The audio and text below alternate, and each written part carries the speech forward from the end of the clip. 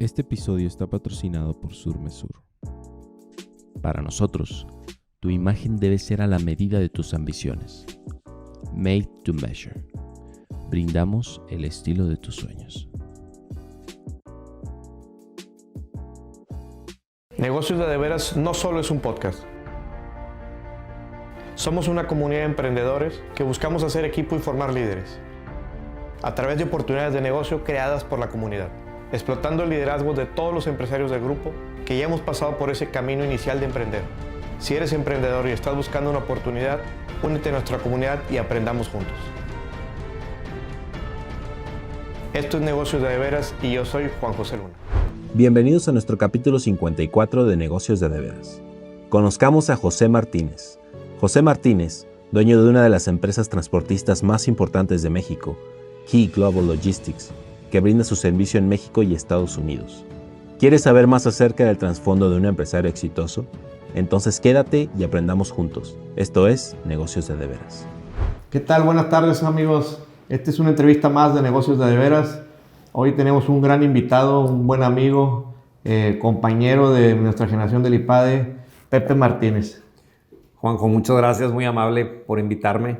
No, al contrario, gracias a ti por darte el tiempo aquí de comunicarle a toda la comunidad cómo le hace alguien para emprender un negocio. Platícanos cómo llegaste a tener las empresas de logística y de transporte. Ahorita, hace unos momentos me platicabas que tu primer negocio fue unas cintas, un luz y sonido, con nuestro buen amigo Jorge Meléndez.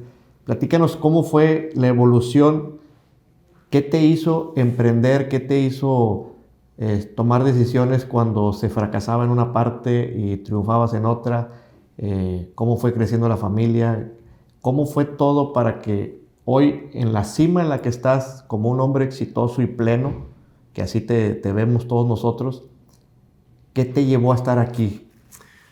Bueno, yo creo que son muchos factores. Número uno, yo vengo de una familia funcional, gracias a Dios, una familia donde mi papá, debo reconocer que nos dio un gran ejemplo y educación. Siempre vi a mi papá trabajando y esforzarse, levantarse temprano y salir a partírsela. Y ese es un ejemplo que nos da herramientas a los que tenemos la fortuna y bendición de contar con un papá que lo que haga va y lo hace con amor y compasión por su familia. Número dos, tuve la bendición de jugar fútbol americano, entonces eso me dio una herramienta para siempre luchar y nunca dejarte vencer. Cuidar a tu equipo, cuidar a tu compañero. Conocí a Jorge Meléndez desde primaria en la Jaime Torres Bodet. Y un día decidimos reiniciar un negocio que habían empezado sus hermanos. Hicimos Sunrise. Alguien se atrevió a confiarnos su 15 años y pusimos la música ahí. Yo agarré un equipo de mi casa, un amplificador, una grabadora de carrete, chiquita, otra más grandotota, un ecualizador, Jorge unas bocinas y bueno, pues de ahí nació un negocio que como formación a los 18 años no, me sirve hasta la fecha porque lo que cobrábamos en los bailes, pues ese dinero siempre lo reinvertíamos. Nuestro grupo de amigos que nos ayudaba a cargar y a montar, el premio era entrar a los 15 años en esa época que era de invitación y al final lo que quedaba era nada más a las 2 o 3 de la mañana ir a cenar unas hamburguesas y unas cocas y se fregó. Y al otro día si teníamos evento, pues era lo mismo. Entonces, mientras otros iban a disfrutar, nosotros íbamos a jalar y ese aprendizaje en esa edad pues es invaluable. Después, mi papá tiene un negocio de construcción. Yo empecé trabajando con él a los 16 años más o menos. Mi primer trabajo fue tomar lista de raya para los albañiles. Y en base a esa lista de raya, pues era como se generaba la nómina, que eran los sábados, religiosamente. ¿Ahí qué edad tenías, Pepe? Tenía 16 años cuando fue mi primer trabajo de rayas. Iba en la mañana y en la tarde. Entonces, pues yo a esa edad pues muy estricto que quería que todo el mundo trabajara y siguiera produciendo y pues no entendía bien la dinámica de los albañiles, que la verdad, mi respeto, es un trabajo físico y artesanal impresionante de mucha precisión. Después de ahí vas emprendiendo, entras a la universidad. ¿Cómo fue el proceso de llegar? Bueno, hay otro evento ahí, te comentaba yo fui Rotaract y en una ocasión iba con un amigo y tengo muy buenos amigos, casi hermanos, transportistas, y lo que ves por afuera es que pues ves familias exitosas, donde económicamente esa parte la ves que está cubierto. Y cuando tenía 17 años, me acuerdo perfectamente, y dónde iba y en qué iba, y etcétera, yo le dije a mi amigo, dije, algún día voy a ser transportista. Y fue como un decreto que gracias a Dios se me cumplió. Pasa el tiempo, me toca tomar un curso de neurolingüística. Cuando tenía 27 años, de mis 3 hijas ya habían nacido 2. Y en ese curso de neurolingüística lo vuelvo a decretar. Sin saber, no tenía nada. Yo en ese momento vendía seguros. Y me preguntan que cómo me veía en un futuro. Y decía, bueno, pues yo me veo como una persona exitosa, con mis hijas, con una buena educación. Y bueno, gracias a Dios se pudo cumplir. Siempre pensando que mi esposa y yo íbamos a estar juntos, y hasta la fecha tengo 30 años de casado, gracias a Dios. Ahorita mencionas la palabra importante de una persona exitosa. Descríbenos qué es el éxito para Pepe. Mira, número uno, no lo mido en forma monetaria, porque cada quien sabe qué es lo que puede generar y producir. Pero exitoso para mí es cuando eres una persona plena y feliz. Ver que tengo un matrimonio, gracias a Dios, de más de 30 años, que tengo mis hijas, 2 graduadas, gracias a Dios, que hacen lo que quieren las 2, que formas a hijos para que sean personas de bien, para que crezcan personal y profesionalmente. Eso es lo que yo considero que es una persona exitosa. Y ahorita que mencionabas que vendías seguros, veías a tus amigos que eran transportistas, ¿en qué momento decidiste emprender en el negocio del transporte y después en el mayor crecimiento de la logística?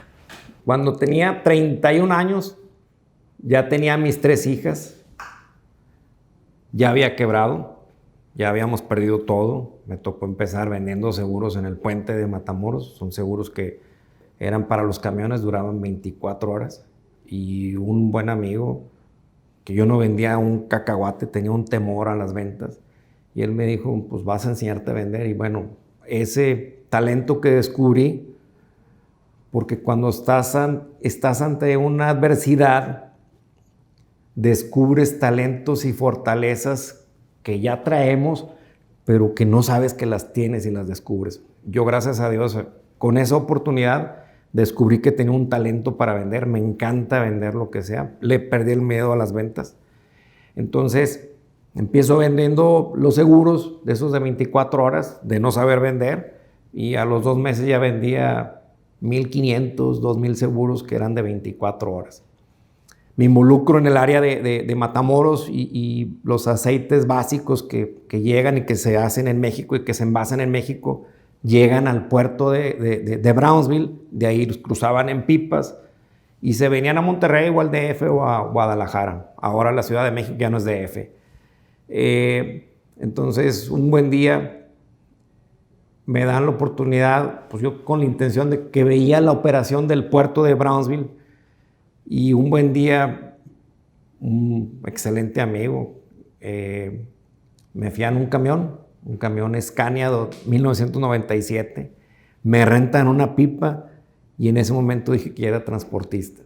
Y empecé con un camión, con una pipa. Ese camión lo tuvimos que pintar porque pues tenía unos colores corporativos de la compañía para lo que ellos trabajan, y era parte del acuerdo que no podía usar el camión como estaba.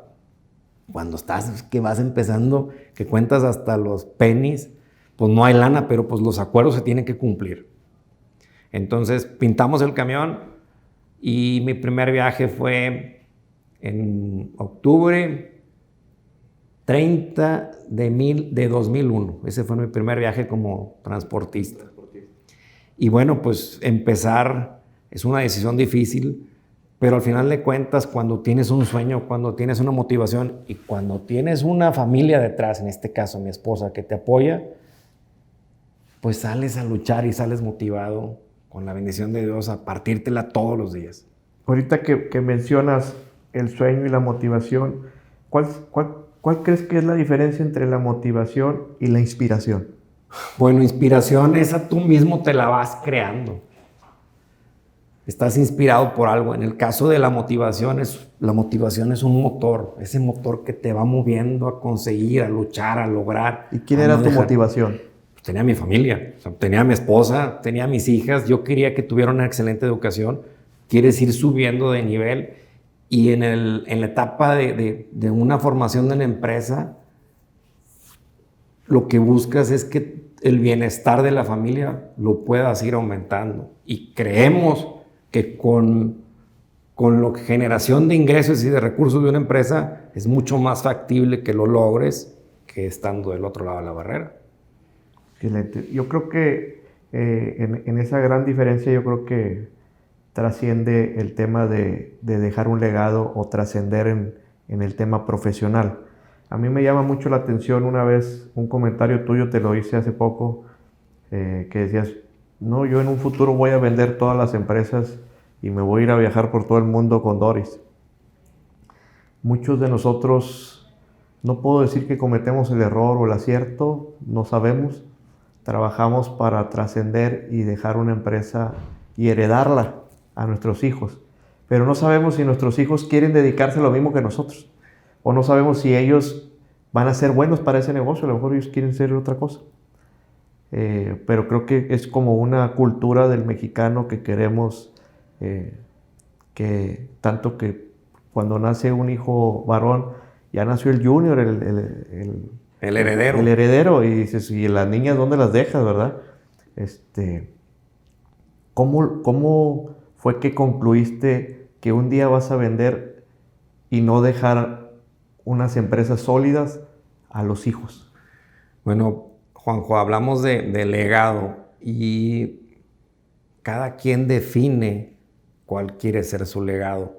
A mí no me gustaría encasillar a mis hijas a que no pudieran ni siquiera tener un sueño de un legado, porque si desde que nacen las encasillas a que van a hacer lo que el papá hizo en este caso, pues ya desde ahí es algo en lo que yo no estoy de acuerdo.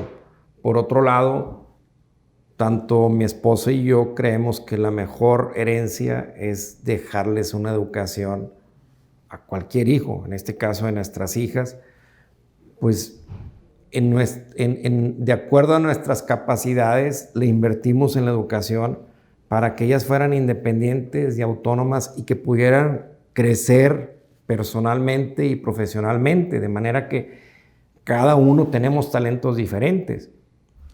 Si ellas con la oportunidad de una educación, que la educación cambia vidas, con esa educación y con su talento pueden hacer cualquier cosa que ellas decidan.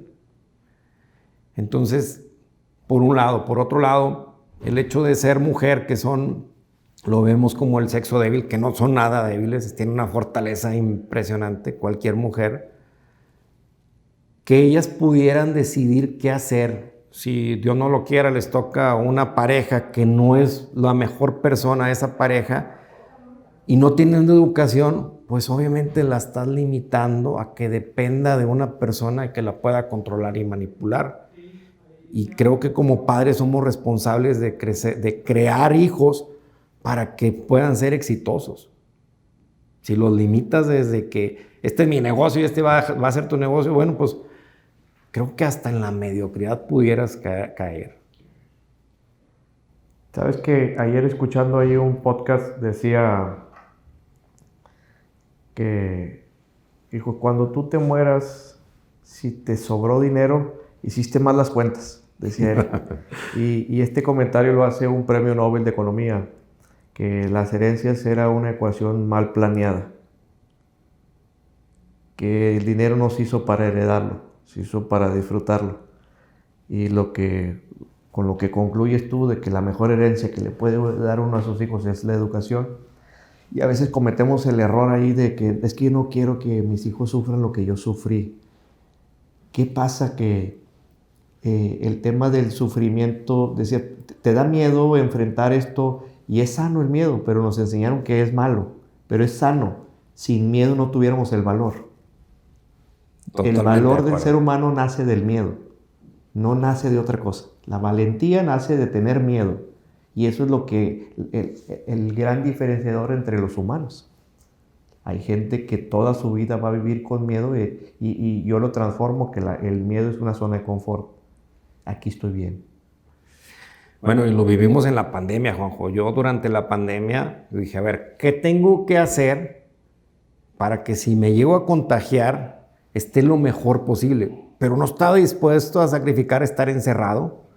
No estaba dispuesto a dejar de ir a ver a mis papás. No estaba dispuesto a dejar de ver a mis amigos.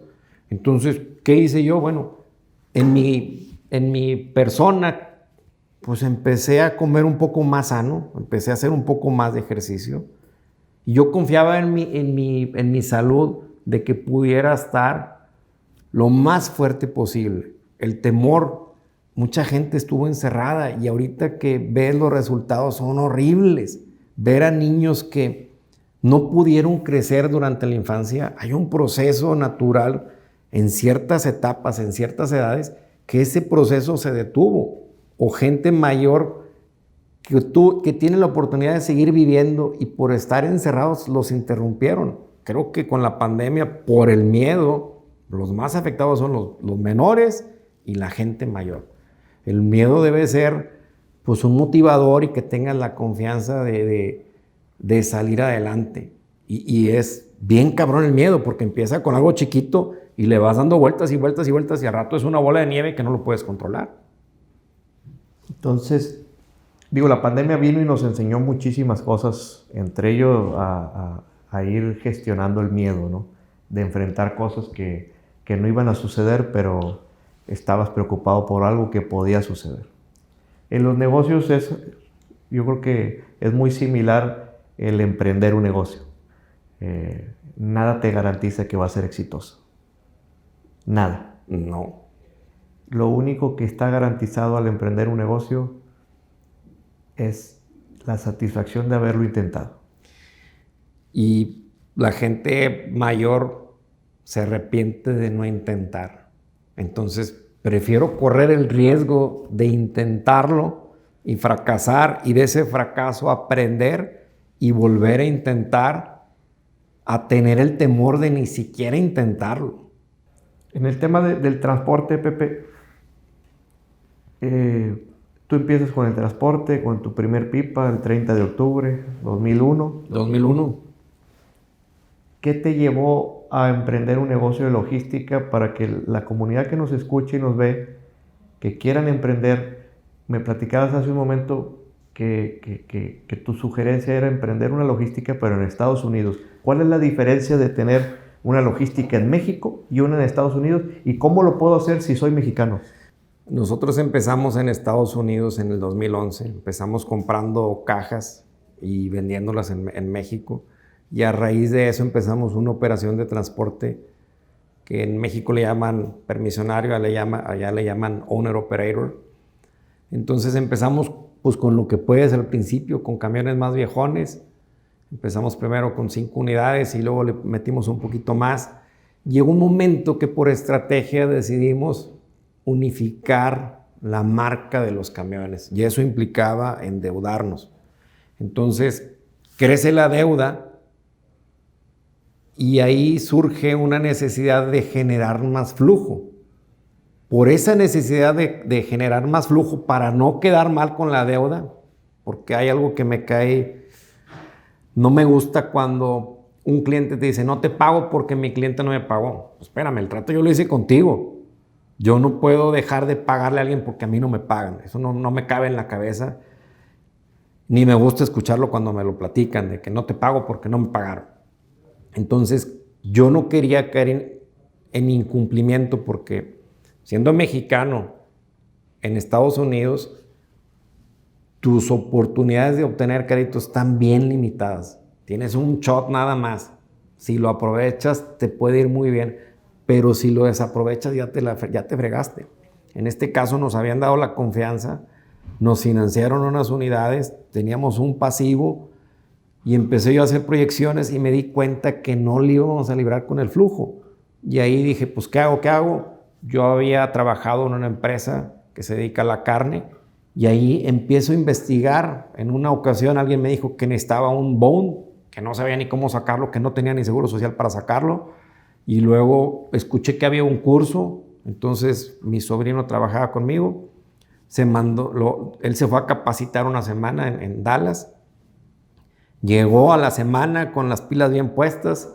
Entonces, con el talento y los contactos de ventas, con eso empezamos la logística. Tengo una foto, Juanjo, donde en el comedor de mi casa, que ahí empezamos, literalmente, está mi sobrino, todavía trabaja con nosotros, mi cuñada, que todavía trabaja con nosotros, y tu servidor, con cada quien con su laptop, tratando de planear de cómo empezar. Y ahí empezamos, y bueno, pues a picar piedra, como empieza cualquier empresario desde abajo. Una logística la puede empezar quien sea sin tener ninguna unidad de transporte. Bueno, te voy a compartir datos bien duros. Yo trabajo para una compañía que es la compañía de transporte, la cuarta más grande en Estados Unidos, que para mí es la mejor. Con ellos estoy casado desde hace 11 años, que tiene 8,000 tractores, 25,000 remolques, 14 terminales en Estados Unidos, 13,000 empleados y vende cerca de 5.5 billones de dólares.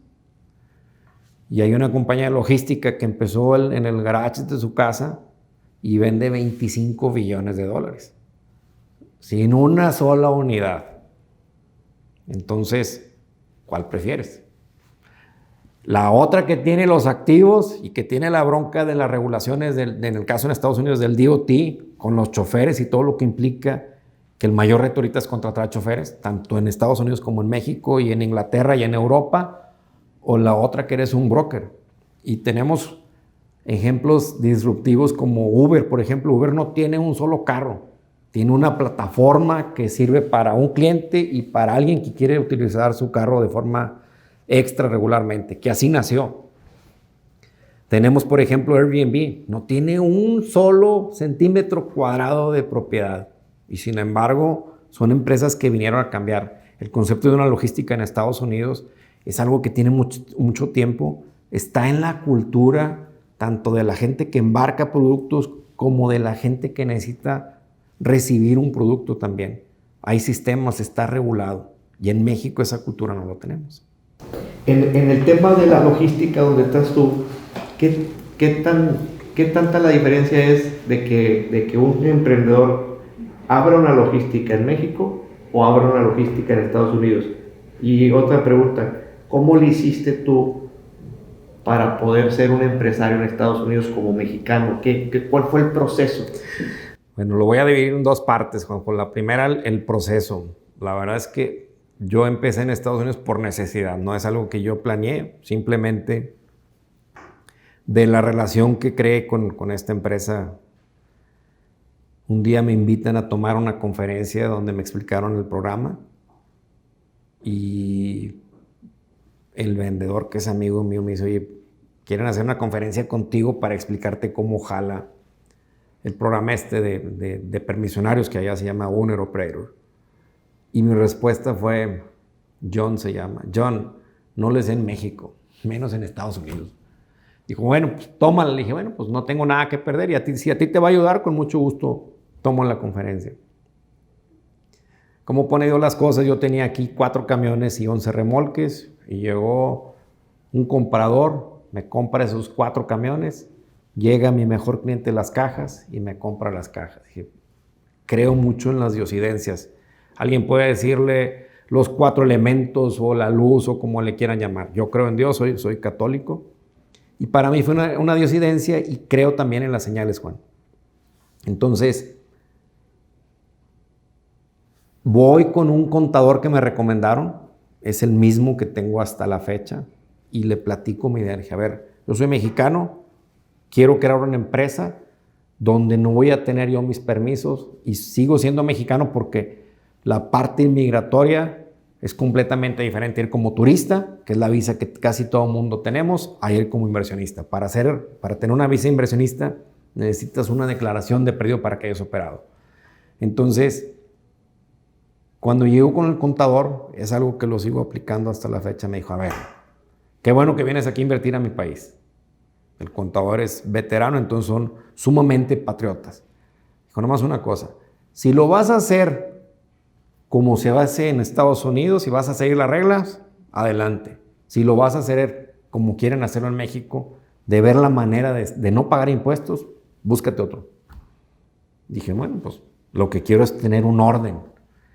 Entonces, empezamos la empresa desde cero con el mismo contador.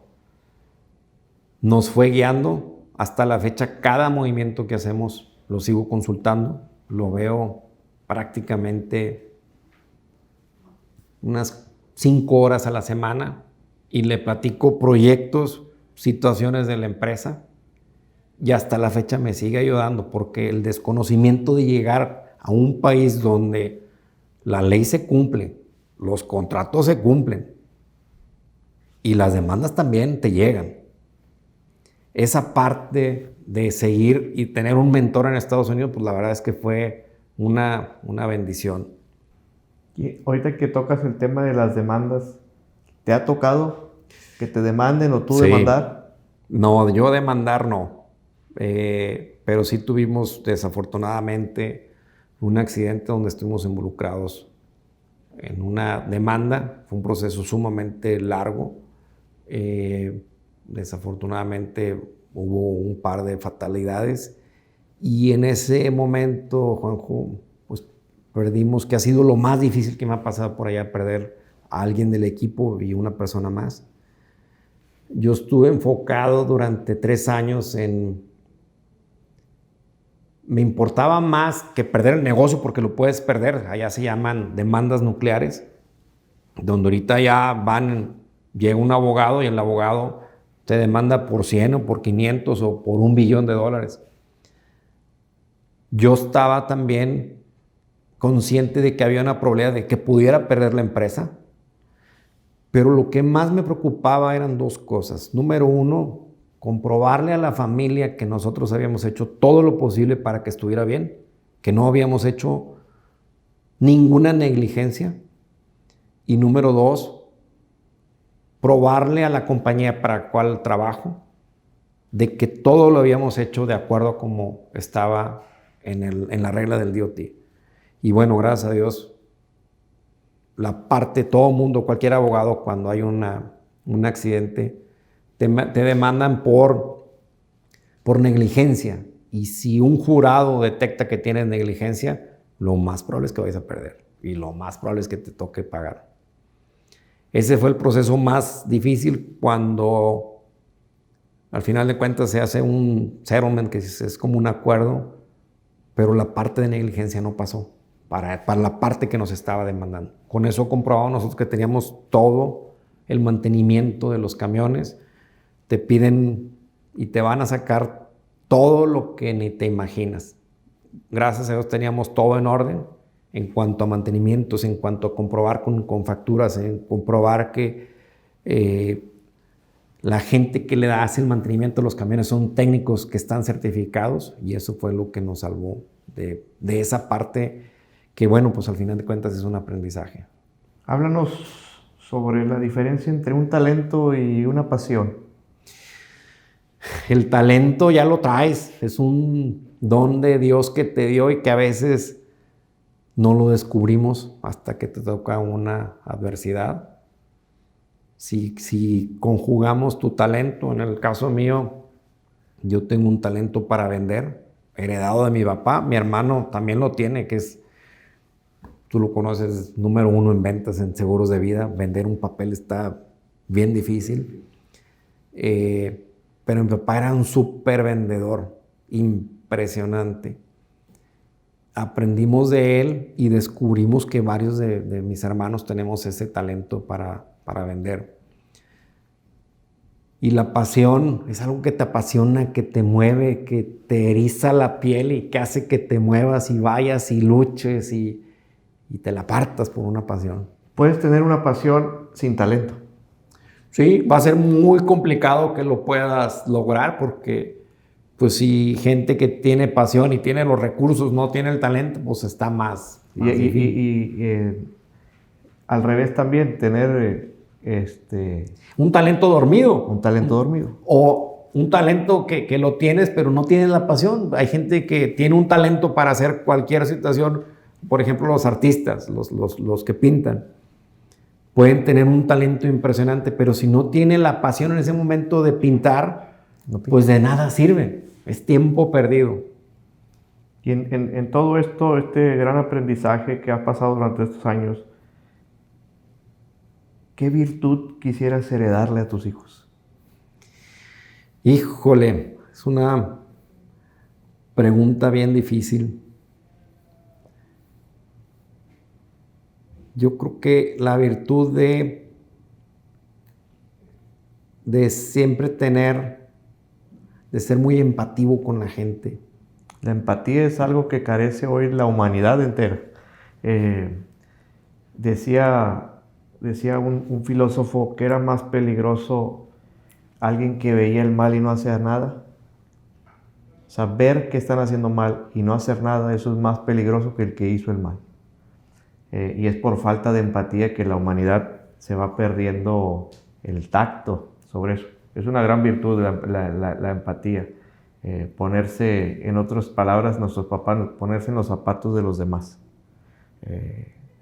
Desgraciadamente no aprendemos en cabeza ajena aunque te lo digan. Aunque te lo digan, no aprendemos. Y este tipo de eventos, estas grabaciones, no tienen otra finalidad más que aprender en cabeza ajena. La gente que nos ve y nos escucha, compartir las experiencias de cómo emprendiste un negocio, cómo viviste, cómo fuiste planeando y llegar a esta plenitud, y no lo voy a llamar del negocio, sino de tu familia, que te conozco a Doris. Gracias. He estado en tu casa varias veces, y eso es la plenitud del ser humano, es cuando tú llegas a tu casa y tienes todo. Yo platicaba con Marlene hace poco que cuál era la diferencia de dormir en una mansión elegante y en una casa bonita. Era la compañía nada más. Para mí es la compañía, no es lo que te rodea. Hay gente que en una casa pequeña tienen un hogar. Y hay gente que en una mansión tienen una casa. Tienen una casa solamente. Te voy a platicar una anécdota, Juanjo. Tuve la oportunidad de que nos invitaron a misiones en familia hace muchos años. Y una Semana Santa, donde hay demasiadas carencias, donde duermes en carpas o en unas escuelitas rurales, y donde ves la gente que tiene sus casas muy, muy pequeñas de 4x4 con techos de lámina o de cartón, paredes de madera, donde te bañas con tinita y al final vienes sumamente enriquecido por lo que te traes de la gente. Pero otro valor es con quién vas, creas una fraternidad. Entonces no es a dónde vayas, es con quién vas. Eso lo decía Moisés. ¿Por qué me das esta gran tarea a mí para resolverla? Le decía a Dios. No es la gente que va contigo. No es la gran tarea, es la gente que va contigo para resolverlo. Entonces él era un gran líder, ¿no? Y entrando al tema del liderazgo, ¿cuál crees que es la principal condición para ser un líder? Número 1, que tú estés convencido de que lo vas a hacer por el bien común de tu equipo, por el bien común de tu gente. Número 2, que tengas un bien común junto con ellos, que tengas una misión y una visión bien definida. ¿Cómo defines en tu empresa la misión y la visión de la empresa? ¿Cómo llegaste a decretar una misión? Por necesidad. Básicamente al principio, como la mayoría de los empresarios, tienes una necesidad de generar porque tienes una familia por detrás que la quiere sacar adelante. La misión de nosotros era, en ese momento, cómo podemos ser los mejores en el transporte, en el modelo de negocio que nosotros escogimos. Estamos en un modelo de negocio donde nosotros trabajamos con los permisos de alguien más porque así lo decidimos. No es algo que es consecuencia, es algo de un estudio, de evaluar riesgos, de evaluar margen, de evaluar pérdidas también, pero sobre todo los riesgos en Estados Unidos. Bajo esa premisa desarrollamos una visión y sí tenemos bien claro hacia dónde queremos llegar. Sabes que muchas empresas hubo un momento como de moda de crear una misión y una visión y las imprimías y las ponías en la entrada de tu oficina. Pocas empresas lo llevan a cabo. Pocas empresas y pocos líderes te saben explicar su misión y la visión. Cuando la visión es de los líderes y la misión es de la empresa. Entonces, oye, ¿cómo lo hago? Por eso la pregunta que te hago, ¿cómo llegaste a concretar una misión y una visión en tu empresa? ¿Te ayudó tu equipo? ¿Lo hiciste tú? ¿O te ayudó tu esposa? ¿Cómo fue? Bueno, Juanjo, todas las decisiones, aunque mi esposa no está en la operación, sí está al tanto de todo. Cualquier inversión o desinversión o proyecto nuevo, pues yo he tenido la confianza de ir a platicarle a mi esposa y aunque no tenga el expertise que creemos que nosotros tenemos, sí tiene un sexto sentido y muchas veces que me dice, no lo hagas y lo haces, y lo que no me gusta es cuando me dice, te lo dije. Y a nadie le va a gustar esa parte.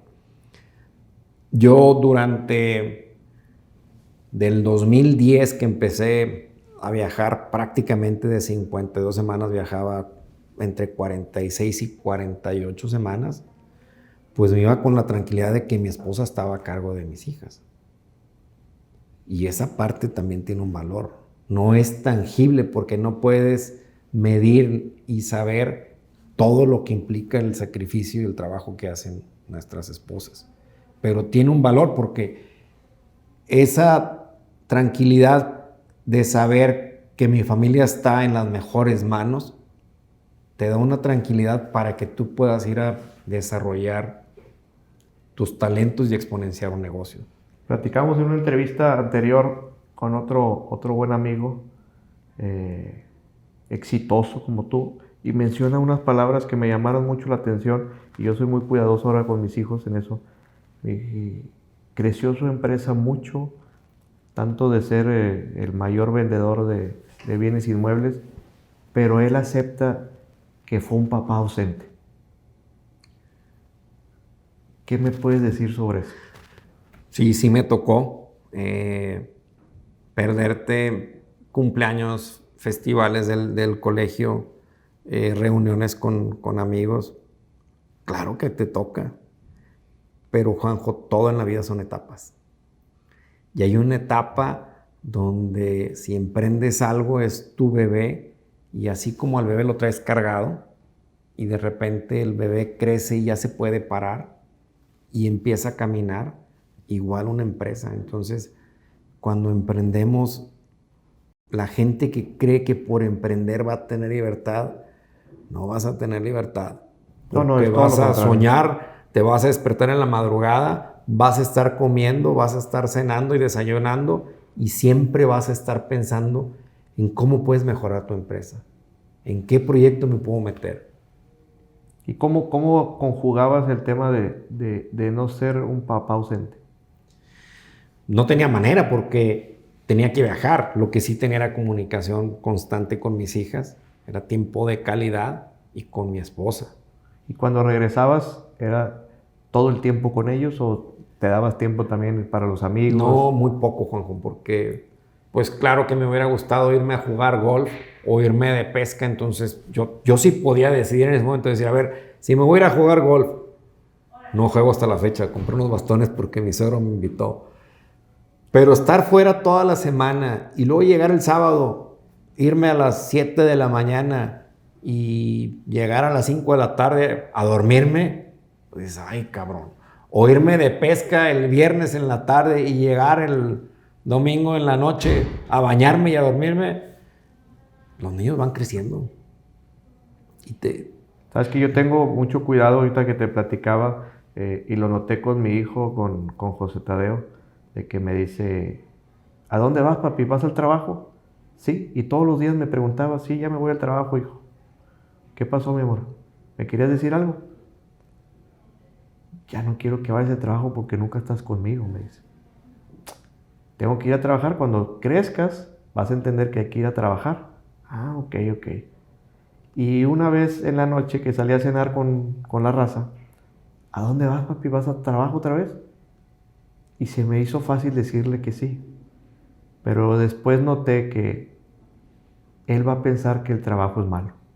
El trabajo le quitó a su papá. Y yo quiero crear una cultura para mis hijos que, como la que creó mi padre para mí, que el trabajo es lo que dignifica al ser humano, no que me lo quitó.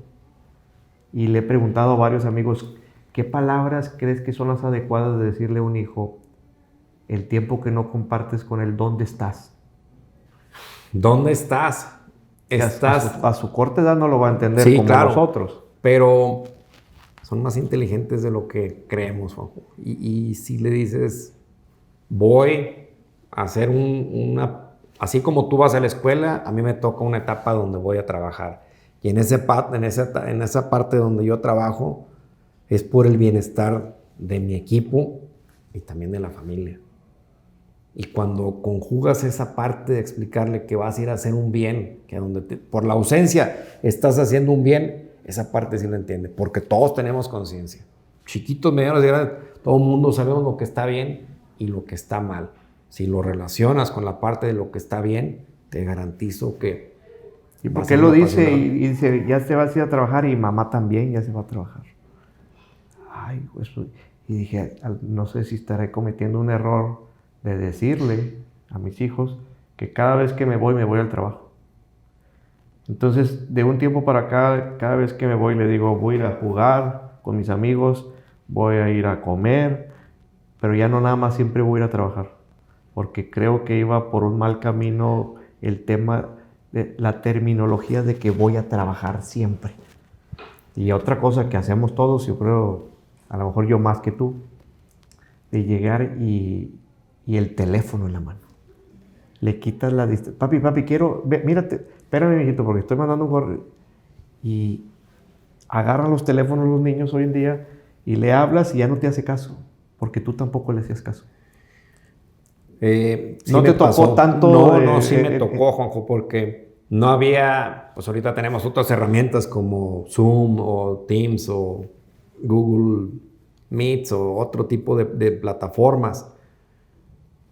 Hace 15 años era puro teléfono y tengo un dibujo que me hizo mi hija menor, donde tengo dos así muy marcados. En la montaña rusa de Disney, en la única foto que salió, yo vengo con el teléfono en la mano, hablando en la oficina.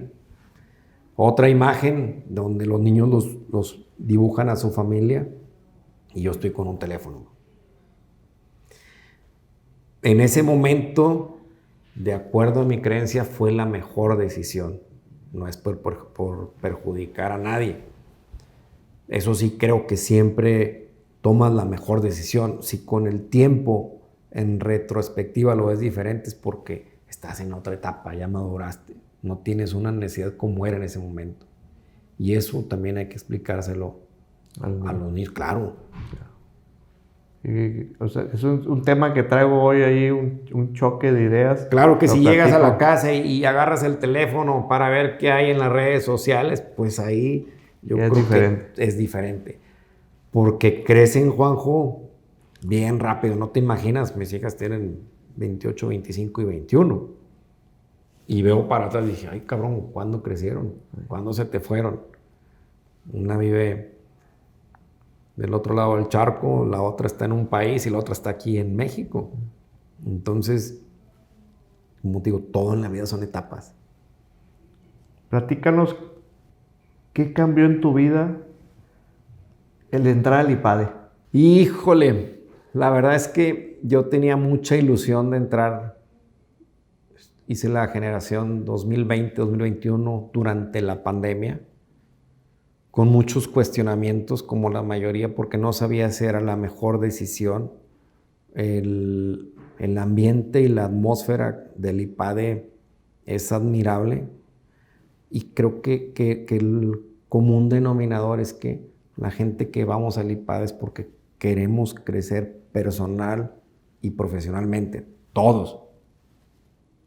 Algunos más a lo mejor en la parte profesional, algunos en la parte personal, pero al final de cuentas es un foro donde se reúnen líderes para crecer. El común denominador es crecer, punto. Tuve la intención de entrar más o menos en el 2013 y tenía que escoger: o pagaba la carrera de mi hija en el extranjero o me metía al IPADE. Y vuelvo a lo mismo, era una etapa donde esto era la mejor decisión.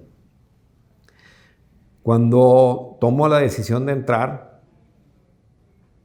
yo sabía que una parte muy enriquecedora es lo que convives, lo que compartes, lo que aprendo de ti, lo que aprendo de mi otro compañero, que a lo mejor en tiempos de pandemia no iba a ser lo mejor, pero al final, por ser una generación más chica por el tema de la pandemia, bueno, pues hicimos una fraternidad increíble. Sigo aprendiendo, la verdad es que estimo mucho a mis compañeros, y regresé ahorita que tengo oportunidad de ir se llama continuidad, es una vez a la semana, y siempre que llegas al IPADE, pues es una recargada de pilas impresionante, pero no más la recargada, porque vas y aprendes. ¿Se lo recomiendas a todos? 100%. Hay diferentes programas, es sumamente recomendable para el que quiere ir a crecer personal y profesionalmente. No sé si haya otro similar como el IPADE, pero la verdad es que todas mis expectativas las ha superado. Sí, totalmente de acuerdo. A mí igual los temas de los casos de capital humano fueron los que más me impactaron, cambiaron el rumbo de donde yo quería llegar.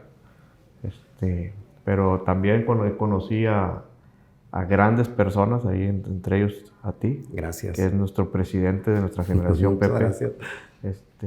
Gente muy inteligente, los CEOs que estuvieron con nosotros, también muy inteligentes. Memo, Alex, Estefano, Checo, que dices, ay. ¿En qué foro puedes coincidir con gentes o personas más bien que tienen esa capacidad y esos talentos y esa responsabilidad? Si quisieras ir a buscarlos uno por uno, seguramente no te van a recibir. No. Y que tengas la oportunidad de que todo el mundo se habla de tú, de que todo el mundo comparte, eso es invaluable. Eso es lo invaluable, que puedes tú platicar de tú con quien sea. Ahí yo creo que el tema de la gorra de lo económico lo hace a un lado todo y entra lo humano para compartir el conocimiento. Yo platicaba hace rato con Nacho de que él le encanta, dice, me encanta compartir a los chavos mi experiencia y mi conocimiento. Y creo, no quiero verme muy espiritual, pero si Dios nos dio conocimiento es para compartirlo, no para otra cosa. Totalmente de acuerdo. Para compartirlo. Entonces, en el IPADE llegas a catapultar cómo compartir tu experiencia. El ser humano cuando carece de experiencia y tiene mucho conocimiento, explota. No se hizo para eso, se hizo para tener conocimiento y experiencia a la vez. Pero cuando solo tiene conocimiento y no experiencia, explota el ser humano, no sabe cómo sacar eso. Y el IPADE te ayuda a esto, ¿no? Y todo lo que viene después del IPADE, que cuando te gradúas te dicen, ahora sí viene el IPADE. Aquí empieza el IPADE. Aquí empieza el IPADE. Aquí empieza el IPADE. Y totalmente, no se equivocaron en nada. Para ir concluyendo, Pepe, en la entrevista, ¿qué le recomendarías a los chavos que quieran emprender un negocio de transporte, de logística, de comercialización, como principal razón, 3 principales razones que les recomiendas a ellos para empezar? Número 1, definir qué quiere ser, transportista o empresa de logística. Son completamente diferentes, completamente. Número 2, ¿con qué talentos y capacidades vas a contar. La inversión en una empresa de transporte es completamente diferente a una empresa de logística. En una de transporte necesitas una inversión en activos y además un capital de trabajo. Y en el caso de la logística, la inversión en activos pues va a ser una infraestructura de una oficina y un capital de trabajo para arrancar. La inversión es diferente. Pero la más importante, ¿qué te apasiona más? Si quieres ser transportista o quieres ser empresa de logística. En una ocasión me preguntaron unos buenos amigos transportistas de aquí, de mucho prestigio de Monterrey, querían incursionar en Estados Unidos y no tenían muy claro hacia dónde querían llegar. Entonces dije, a ver, ¿qué quieres ser? ¿Quieres ser transportista o quieres hacer lana con la logística? Tenían la manera y tenían el cliente para hacer el negocio con la logística. No, quiero ser transportista. Ah, bueno, si tú tienes la lana, tienes la infraestructura, tienes el conocimiento, pues Dios que lo bendiga. Ahora, bien importante, y que tengas el cliente. Ellos tenían todos los elementos. Porque hay gente que puede tener la lana, el personal, y no el cliente. Y no sirve de nada eso. Pero si no tienen la pasión para levantarse y estar operando una empresa de transporte, logística o de la que sea, no importa que tengas toda la lana del mundo, te la vas a meter. Y poco sueño, así como nuestro amigo Rey. No puedes tener mucho sueño porque en el negocio del transporte hay que estar despierto. Siempre hay emoción. Siempre hay emoción. Pues Pepe, como siempre agradecido y me encantan las pláticas, las charlas contigo. Muchas gracias, Juanjo. Me inspiras muchas cosas buenas. Admiro mucho el tema familiar de tu parte. Conozco, como mencionaste, a tu hermano, a Jorge. Es mi vendedor de seguros. Lo aprecio igualmente. Pero admiro muchísimo el tema y quiero hacerlo público, la manera en que conllevas la vida con Doris.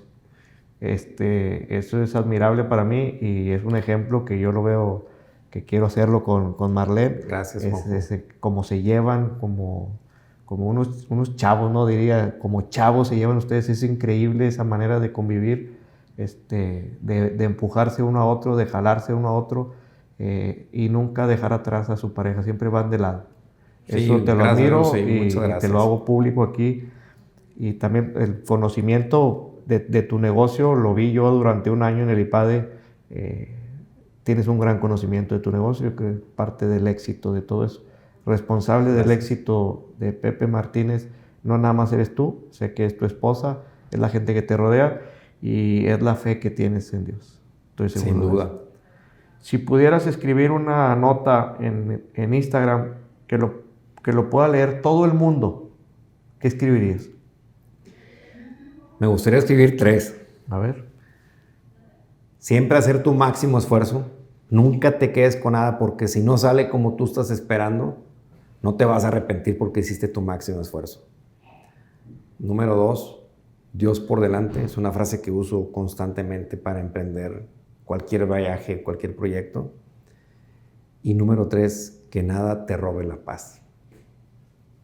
Por más difícil que esté la situación, que nada te robe la paz. Esa es muy cara. Esa es cara, esa frase, muy cara. Pues Pepe, una vez más te agradezco este tiempo y esta experiencia y estas palabras que compartes con toda la comunidad de Negocios de Veras. Amigos de Negocios de Veras, este fue un episodio más que compartimos estas experiencias de vida y experiencias profesionales de nuestro amigo Pepe Martínez.